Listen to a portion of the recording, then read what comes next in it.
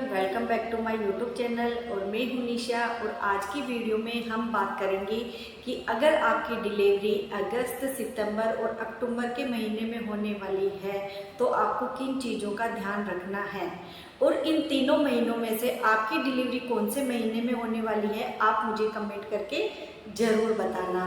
तो अगर आपको मेरी वीडियो हेल्पफुल लग रही है तो आप मेरे चैनल को सब्सक्राइब ज़रूर कीजिए। तो आज की वीडियो में हम बात करते हैं कि हमें किन किन चीज़ों का ध्यान रखना है। तो जैसे जैसे डिलीवरी का टाइम पास आता जाता है, प्रेग्नेंट लेडी जो होती है स्ट्रेस लेने लगती है। तो हमें स्ट्रेस बिल्कुल नहीं लेना है, क्योंकि स्ट्रेस लेने से जो चीज़ें स्मूथली चल रही होती है वो भी कॉम्प्लिकेशन उत्पन्न कर देती है, और जो डिलीवरी नॉर्मल होने वाली होती है उससे भी हमें सीजेरियन करवाना पड़ता है। तो हमें स्ट्रेस बिल्कुल भी नहीं लेना है। जैसे जैसे डिलीवरी का टाइम पास आता जाता है तो हमें अपना बीपी, शुगर और हीमोग्लोबिन चेक करवाते रहना चाहिए, क्योंकि जो डिलीवरी होती है चाहे वो नॉर्मल हो या सिजेरियन हो, ब्लड लॉस तो होता ही है। तो एक प्रेग्नेंट लेडी के अंदर कम से कम 11 ग्राम ब्लड होना चाहिए या 11 ग्राम एचबी होना चाहिए, और अगर उससे कम है तो आपको खाने में ये चीज़ें यूज़ करनी है।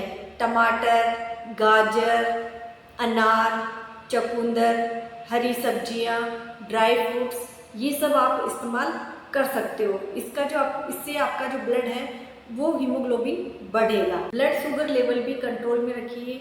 आपको ज़्यादा मीठी चीज़ें और ज़्यादा पैक्ड चीज़ों का इस्तेमाल नहीं करना है, मीठा कम खाना है। बात करते हैं मौसम। तो अगस्त, सितंबर और अक्टूबर के महीने में क्या होता है कि मौसम चेंज हो जाता है, हल्की ठंडी पड़ने लग जाती है।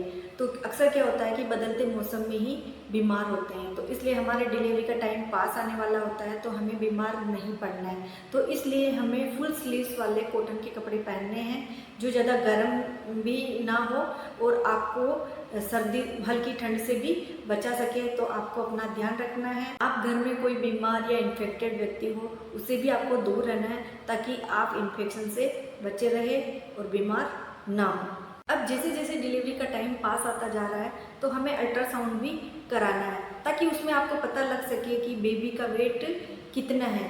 क्योंकि अगर आपके बेबी का वेट कम आ रहा है तो आपको अपनी डाइट के अंदर ज़्यादा से ज़्यादा प्रोटीन का इस्तेमाल करना है, ताकि आपके बच्चे का वेट ग्रोथ हो सके। एक डिलीवरी के टाइम पे, बर्थ टाइम पे बच्चे का जो वेट है वो 3 kg या 3 kg से ज़्यादा है तो वह हेल्थी बेबी वेट है।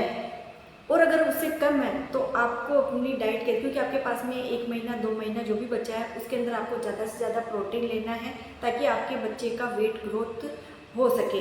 तो उसके लिए आपको आप पनीर खा सकते हो, दही खा सकते हो, दालें खा सकते हो, और सलाद ले सकते हो, ड्राई फ्रूट खा सकते हो, जिससे आपके बच्चे का वेट ग्रोथ हो। जैसे जैसे डिलीवरी का टाइम पास आ रहा है और आप चाहते हो कि आपकी नॉर्मल डिलीवरी हो, तो उसके लिए सबसे ज़्यादा ज़रूरी है कि आपके बेबी का हेड डाउन हो, क्योंकि आपके पास में 1-1.5 महीना ही बचा हुआ है, डिलीवरी होने वाली है।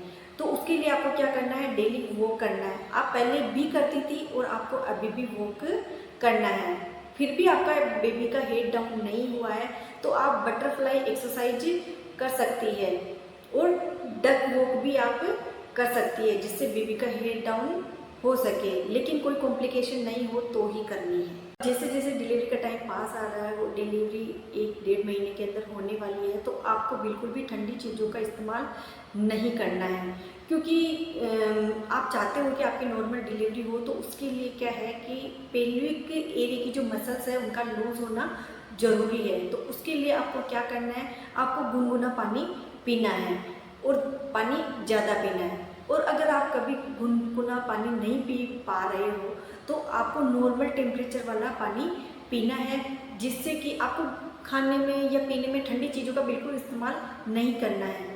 और गुनगुना पानी पीने से आपके पेल्विक एरिया की जो मसल्स है वो थोड़ी लूज होगी, ताकि आपकी नॉर्मल डिलीवरी हो सके। अब आपकी बॉडी में इम्यूनिटी फ्लूइड भी पर्याप्त मात्रा में होना चाहिए जिससे आपकी नॉर्मल डिलीवरी हो सके और बेबी भी हेल्थी हो। तो उसके लिए आपको क्या करना है, आपको अपनी डाइट के अंदर ज़्यादा से ज़्यादा लिक्विड का इस्तेमाल करना है जिससे बेबी भी हेल्थी हो और आपकी नॉर्मल डिलीवरी हो। अब आपको डॉक्टर जो भी टेस्ट करवाने के लिए बोलता है प्लीज़ आपको वो भी करवाने हैं जिससे आपको पता लगे कि आपके बच्चे की जो ग्रोथ है वो सही से हो रही है या नहीं हो रही है, ब्लड फ्लो बेबी के पास पहुंच रहा है या नहीं पहुंच रहा है। तो आपको इन चीज़ों का जो पता है वो सोनोग्राफी से चल जाएगा। तो आपको वो सब टेस्ट या रिपोर्ट जो है वो करवानी है।